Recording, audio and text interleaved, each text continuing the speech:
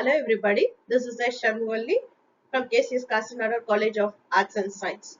Today in this video, we are going to see how to download ZAMP server and how to run PHP program in ZAMP server. To download ZAMP server, go to Google and search ZAMP server download. So you will have the option over here, download ZAMP server.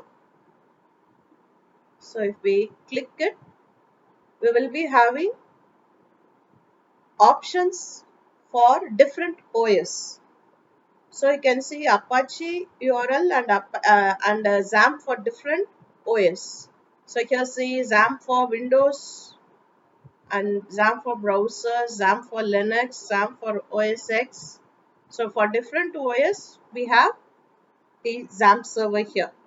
So you have to, here we have three versions: 8.0.30, 8.1.25, 8.2.12, and the latest version is 8.2.12. So if you want to download this version, you have to just click download button over here.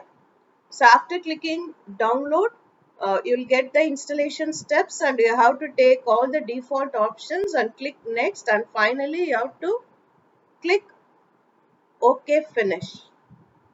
So by following these steps, ZAMP server will be installed in your system.